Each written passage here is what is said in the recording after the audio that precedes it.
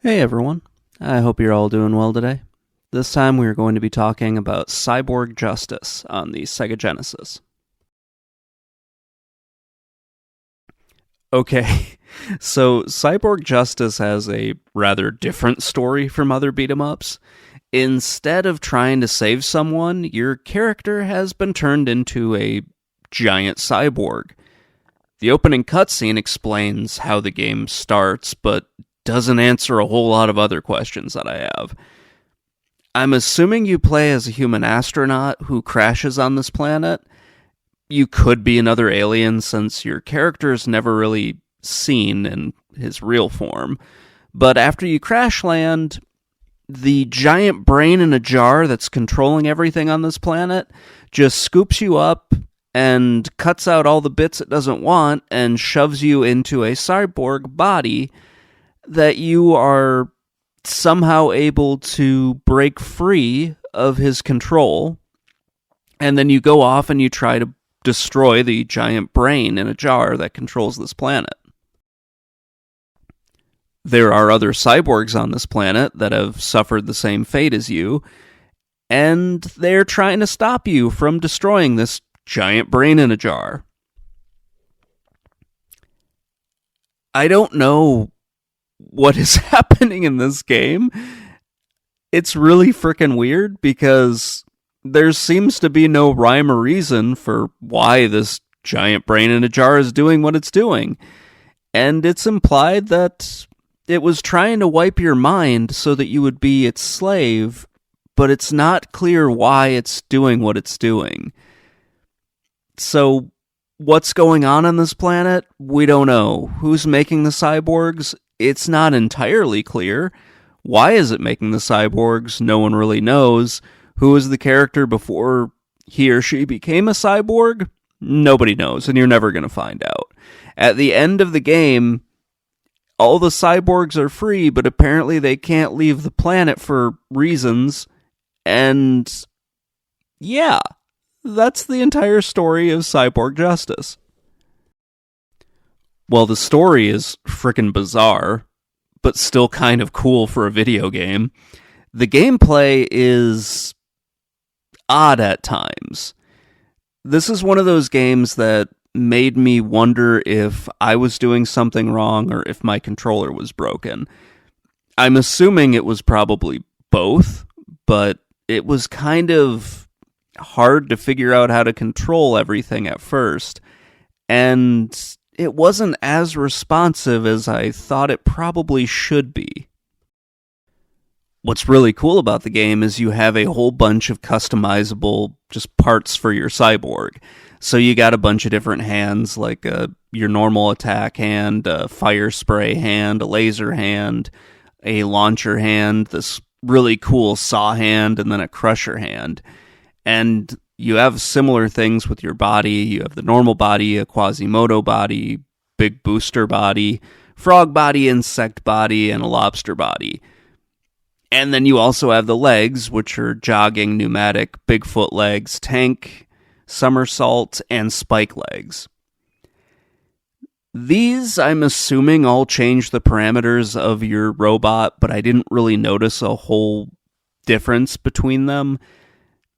Some of them do, particularly with like your arms, they play into like the special attacks in the game. Because if you're good enough with this, you can actually do a whole bunch of crazy things. I really sucked at this game, so I couldn't pull off any of the fun stuff. However, you can like jump on the enemy robots and rip chunks off of them. So if you lose your attack arm at one point, you can just jump on one of the enemy robots and rip their arm off and then equip it to yourself. Or you can rip their arm off and use it as a projectile. It's kind of cool to have that sort of customization in the game, as I stumble over my words.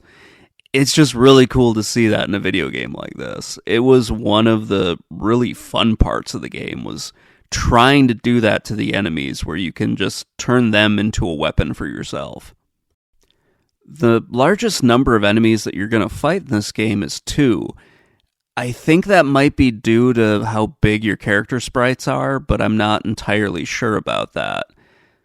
Your enemies are just going to be different versions of the cyborg that you are. They'll have different weapons, they'll have different legs, different bodies. So that's kind of interesting to see. And it goes with the whole, rip somebody's arm off and use that as a new weapon thing. The bosses are just going to be harder versions of those cyborgs, so they'll be a little faster, have more attack, or more life, or something like that. That's a little disappointing, because I was expecting something bigger and cooler, but you don't really get that. And then, of course, at the end of the game, it stops being a beat-em-up and turns into a little side-scroller for a bit, and you fight a giant brain in a jar that shoots stuff at you and has like these 4 little laser gates, and you just need to break the glass jar to kill the brain. That's a little anticlimactic and not really as cool as it probably should have been.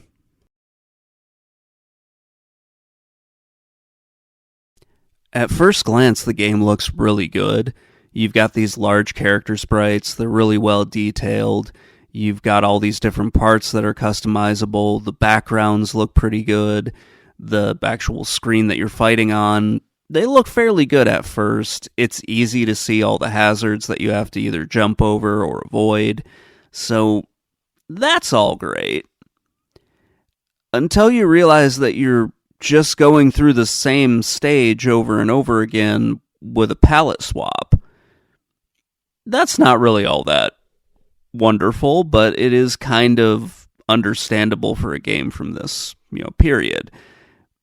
It does make the game feel pretty repetitive, but at the same time, it's not a very long game. If you get good at it, you can beat it in a little over an hour. It's not really too crazy. It's actually one of the longer beat-em-up games that I've played, where normally it's about 30 to 40 minutes and then you're done. So having something that's a little bit longer than an hour is, it's pretty fun.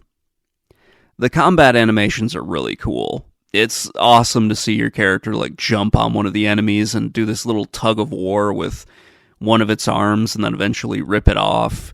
That's kind of cool. The pulling the body off of the legs looks kind of interesting. The explosions for when the enemies finally die is pretty cool. But yeah, there are some kind of telltale signs that this is an earlier beat-em-up for the Genesis, and also they took a few shortcuts. Understandable shortcuts, but shortcuts nonetheless.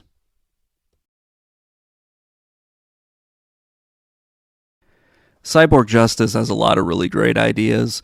I like the whole customizable character thing, but it didn't really change the gameplay as much as I would have liked.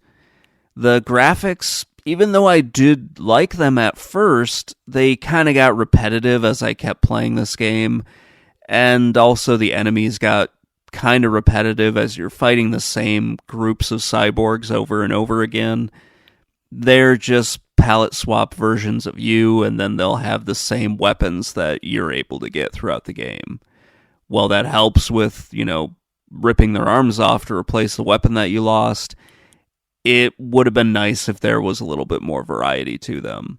And having the bosses just be powered up cyborgs was kind of lame. And then the final boss is very lame. So I like the game, it has a few problems. It is one of the better beat-em-up games that I've played for the Genesis. Probably not in the top 10, but it would make it onto a top 15 or a top 20 list. Anyway, that's going to wrap things up. Let me know what you think in the comments below, and I will talk to you all later. Bye.